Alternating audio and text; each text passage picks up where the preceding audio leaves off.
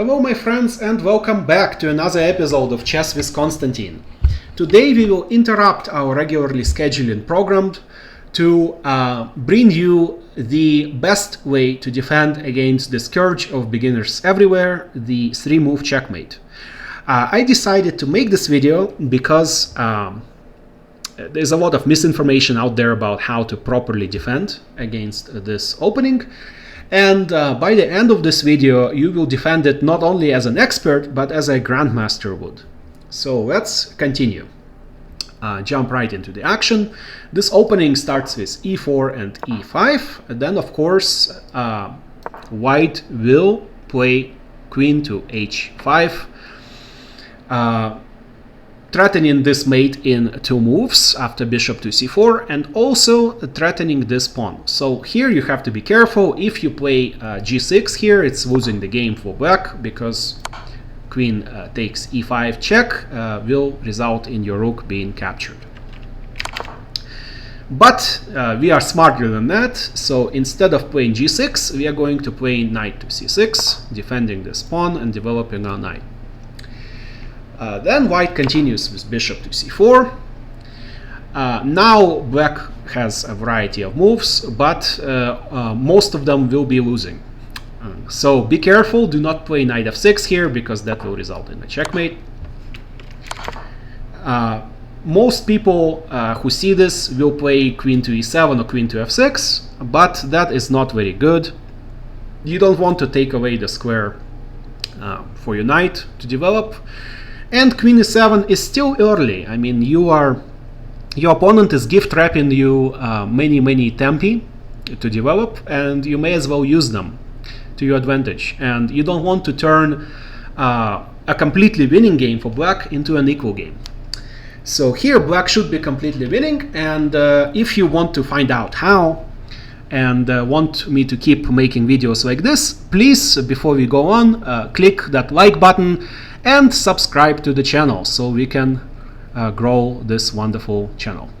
Alright, so the correct move here is pawn to g6. This move serves as a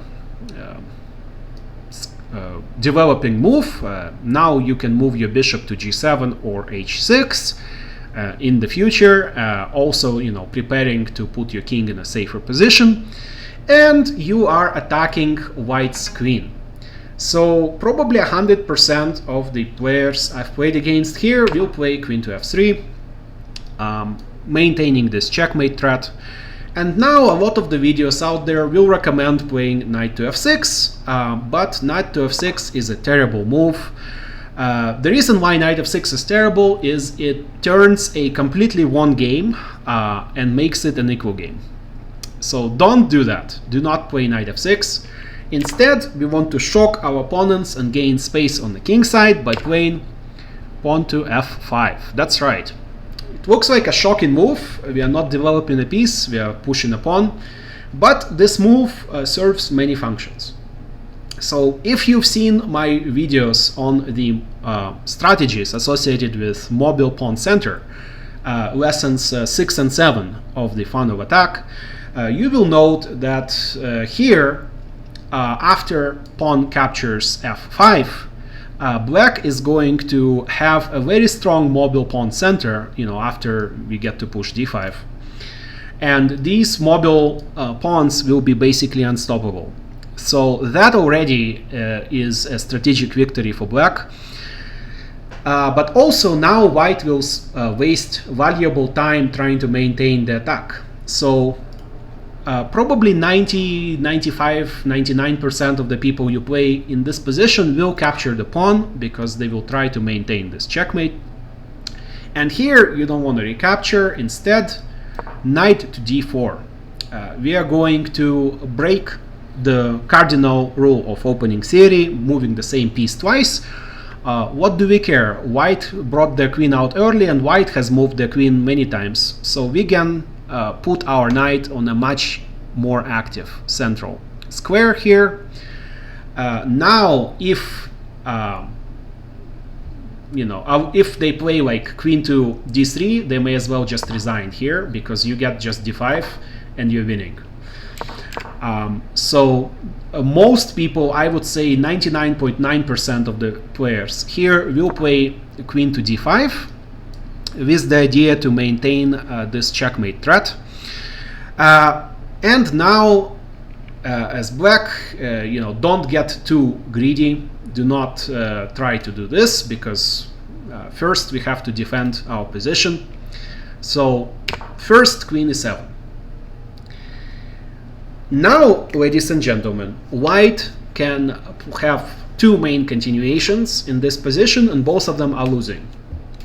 So the most obvious way to lose this as white is to defend this c2 pawn against this fork by playing knight a3. If white plays knight a3, then Christmas came early. Knight to f6 first, attacking the queen, and after the queen moves away, then you have the move d5 right away.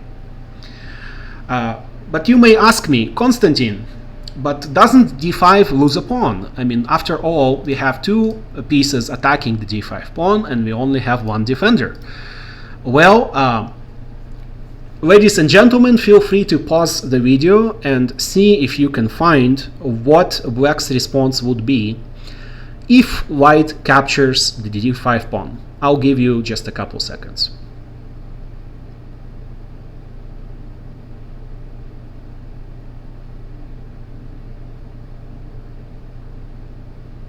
Now, ladies and gentlemen, if white captures the pawn, this is a terrible mistake, because black has the spectacular move b6. It looks like you're offering up a rook, but of course the b pawn is attacking the queen, and the problem here is that the queen actually has no squares to run away to. And in the next couple moves, we will capture this bishop and just be much better. So first of all, if the queen gives a check here, then just bishop d7, and after queen c4 you capture this, and after capture it is black now that will capture the rook, not white, because you have the move bishop c6, and in the next two moves the rook will be captured, and black will just be completely crushing this game. And if they move the queen anywhere else, then for example queen to c3, then just knight takes d5 with tempo, and again black is completely crushing this game. So you cannot capture this pawn, and after the bishop moves, for example, if bishop moves to d3, then again b6, and in the next move or two, black will be able to capture this pawn on f5 and have a very active, completely winning game. So ladies and gentlemen, after knight a3 here in this position, after knight f6 and d5, black is completely winning. So what happens if white doesn't play knight a3 defending this pawn and instead captures? Well, it's a bit more complicated, but let's take a look at this anyway. If they take the pawn, yes, taking here right away is possible, but don't do that. Just recapture the pawn. Here effectively we have the same position, except there is no longer a capturing threat. And now after knight a3, knight f6 with tempo, queen e5 and d5, here you have to be a little bit careful. So now that we have this pawn that's isolated, it can be potentially a target for our opponent's bishop.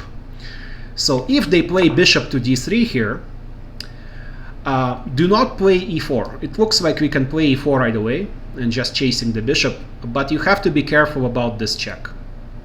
And it would make the game a bit more complicated, so don't play e4. If e4, then white can do this, and after, for example, bishop to d7, white can capture this piece, and this is actually not that great for black.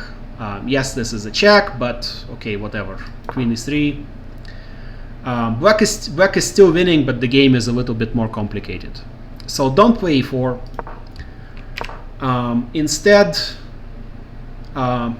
just play b6, chasing the queen.